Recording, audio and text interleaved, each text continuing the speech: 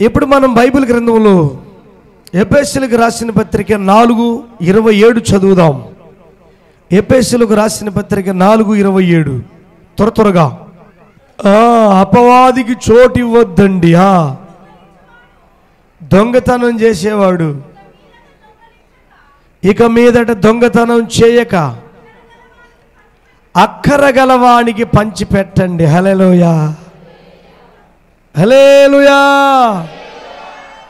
అక్కర గల వాళ్ళు ఎంతోమంది ఉన్నారు, మోసం చేసేవాళ్ళు కూడా ఉన్నారు. ఒకరోజు ఒక ఆయన వచ్చాడు, ఈ రూట్ వెంబడి వచ్చాడు. వచ్చి,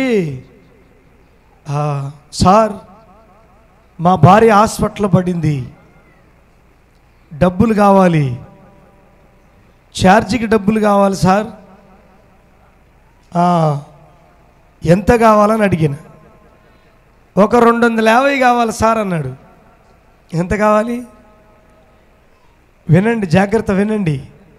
250 కావాలంటే వాడిని చూస్తున్నా, ఓహో వీడు తాగుబోతులోలాగా ఉన్నాడు, ఏదో ఆలోచన చేసుకునే వచ్చాడంటే, సరే బాబు ఇస్తాను, కానీ కాస్త మీ భార్య హాస్పిటల్లో ఉందంటివి కదా పేషెంట్, ఆమె ఫోన్ నెంబర్ మాట్లాడతాను నేను అని చెప్పిన. ఫోన్ లేదు సార్ అన్నాడు. ఫోన్ లేదంటే మరి ఏ హాస్పిటల్ అంటే పెద్ద హాస్పిటల్లో.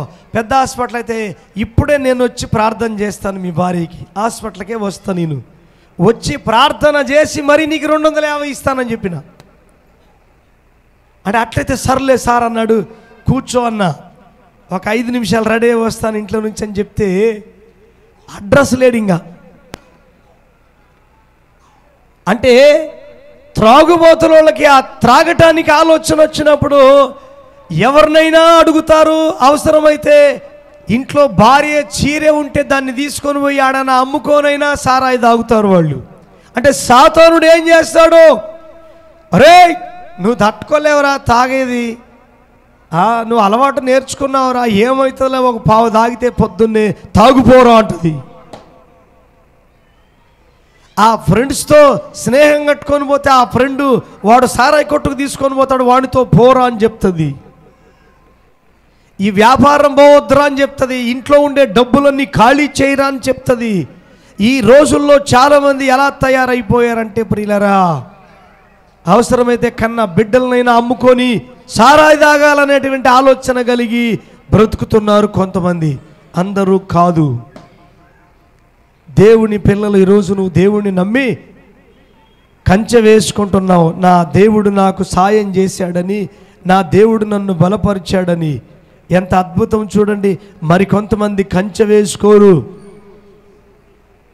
ప్రార్థన చేసుకుంటేనే కదా, దేవా నాకు కంచె వేయి నాయనని ప్రార్థన చేసుకుంటేనే కదా నీ ప్రయాణాలలో నువ్వు జయించేది.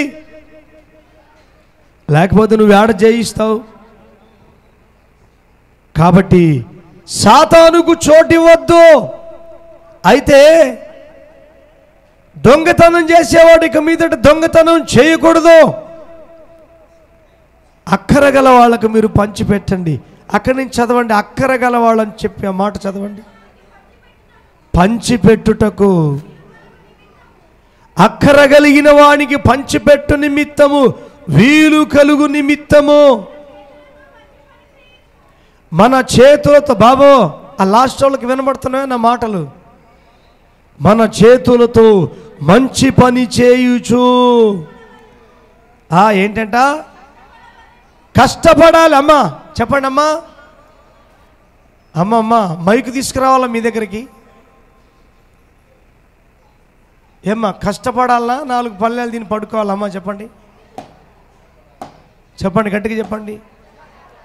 కష్టపడేటప్పుడు కూడా ఏ పని చేయాలంట? మంచి పని. చెప్పండి, ఏ పని చేయాలా?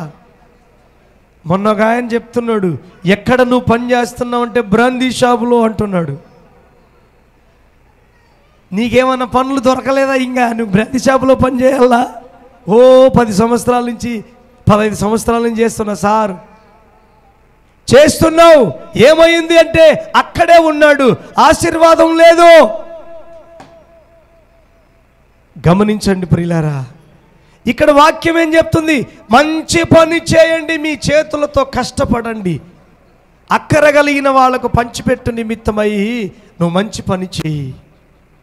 గమనించండి ప్రియులారా, మంచి పని చేసి అక్కర గల వారికి మనం పంచిపెట్టాలి. ఎంతోమంది హాస్పిటల్లో ఉన్నారు, వైద్యానికి డబ్బులు లేకుండా ఉన్నారు, భోజనానికి డబ్బులు లేకుండా ఉన్నారు,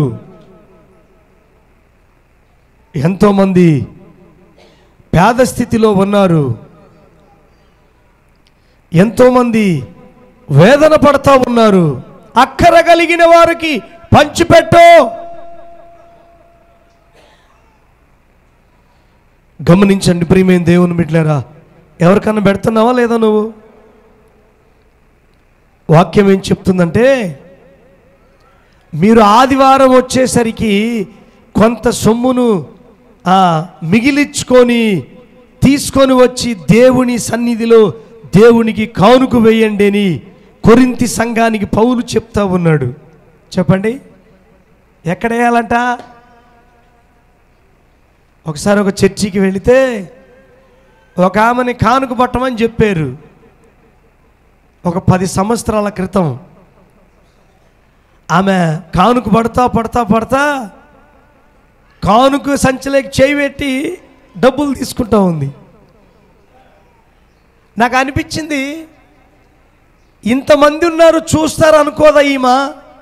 ఇంతమంది ఉన్నారు ఇలా చేయకూడదు అనుకోకూడదా ఈమె? అంటే ఆమెలో దురాత్మ దూరింది. చెప్పండి, వాక్యం అప్పుడు గుర్తొస్తుంది నాకు. అమ్మా వినండి అమ్మా, మనం అనుకుంటాము చర్చిలో డబ్బులు ఎట్లా దొంగతనం చేస్తారండి, కానుక పట్టేటప్పుడు ఎట్లా దొంగతనం చేస్తారండి అంటే, కానుక పట్టినవే దొంగతనం చేసేవాళ్ళు కానుక వేసేటప్పుడు దొంగతనం చేయరా? నన్ను ఎవడు చూస్తాడులే కానుక వేయకపోతే. 20 సంవత్సరాల క్రితం ఒక 10 రూపాయలు వేస్తుంటే కదా, 10 రూపాయలు వేసి వస్తే నన్ను ఎవడు చూస్తాడు? ఎవరు నిన్ను చూడరు, కానీ యేసయ్య చూస్తాడు. నువ్వు అడుగుతావే, నన్ను ఆశీర్వదించు ప్రభు అని. అప్పుడు దేవుడు ఏమంటాడు తెలుసా?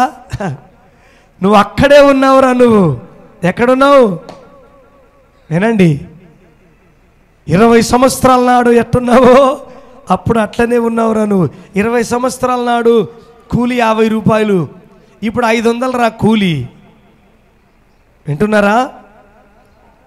గమనించండి ప్రియులారా, కారణం ఏంటంటే నువ్వు దేవునికి వ్యతిరేకంగా ఉన్నావు, దొంగతనం చేస్తున్నావు. ఆమె అయితే అందరూ చూసేటట్టు దొంగతనం చేస్తుంది, కానీ కొంతమంది ఎవరు చూడకుండా దొంగతనం చేస్తుంటారు. యేసయ్య చూస్తాడో చూడడో చెప్పండి. హల్లెలూయా.